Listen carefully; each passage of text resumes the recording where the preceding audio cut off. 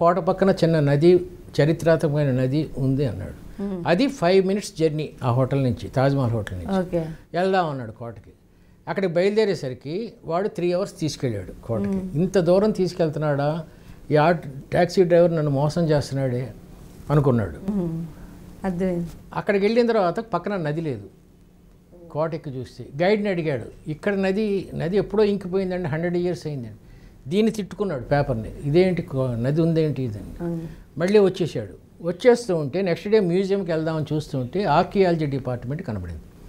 ఇదేంటో తెలుసుకోవాలని ఆర్కియాలజీ డిపార్ట్మెంట్కి వెళ్ళి, మీరు చూపించింది ఏమిటి, మీరు ఉన్నదేంటి, ఎయిర్పోర్ట్లో ఇస్తున్నాడు ఈ పేపర్లు, మీరు ఇది తప్పు కదా, మమ్మల్ని మోసం చేయడం కదా, తాజ్మహల్ హోటల్ ఏంటి పూరి గుడిసెలా ఉందంటే వాడు మ్యాప్ చూసి, మీరు కొనుక్కున్న మ్యాప్ ఈ నగరాంది కాదు, ఇక్కడ తాజ్మహల్ హోటల్ అనేది లేదు, అసలు ఉన్నదా పూరి గుడిసే. అర్థమైంది కదా. ఎప్పుడైతే నీ చేతిలో ఉన్న మ్యాప్ తప్పిందో అన్నీ తప్పుతూనే ఉంటాయండి. One of the best examples అండి. Super examples. సో నీ చేతిలో కరెక్ట్ మ్యాప్ ఉండాలి. ఎక్కడికి వెళ్దాం అనుకుంటున్నావు, నీ వాహనం ఏంటి, ఆ వాహనం డీజిలా పెట్రోలా, నీ గమ్యం ఏంటి, కుదుపులు ఉన్న రోడ్డా, కొండెక్కే రోడ్డు అంటే 4 wheels నడిచే రోడ్డు అనేది కారు ఎక్కుతుంది. మామూలుగా కార్లు ఎక్కలేవు ఇలాంటి స్ట్రీట్.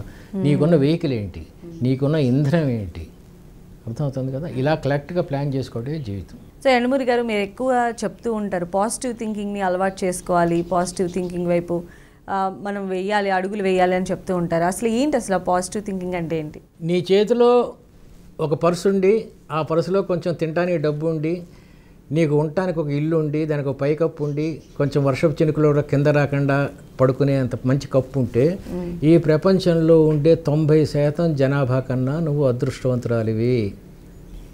అర్థమైంది కదా. నీకు ఆరోగ్యం బాగుండి నువ్వు నడవగలిగి ఉంటే ఈ ప్రపంచంలో 60% మనుషుల కన్నా నువ్వు అదృష్టవంతురాలివి. నువ్వు బయటికి వెళ్తున్నప్పుడు ఎక్కడి నుంచి ఏ బాంబు పడుతుందో అనే భయం లేకుండా, ఒక ప్రార్థన శ్రీలంకలో జరిగింది, అలా ప్రార్థనా స్థలానికి వెళ్ళగలిగి ప్రశాంతంగా నమస్కారం పెట్టదలుచుకుంటే, నువ్వు ఈ ప్రపంచంలో ఉండే 40% జనాల కన్నా, కొరియా అవన్నీ తీసుకుంటే వాళ్ళకన్నా అదృష్టవంతమైన దేశంలో ఉన్నావు. ఇలా నిరంతరం నీ అదృష్టాన్ని నువ్వు గమనించుకుంటూ ఉండడమే పాజిటివ్ థింకింగ్. అంటే యండమూరి గారు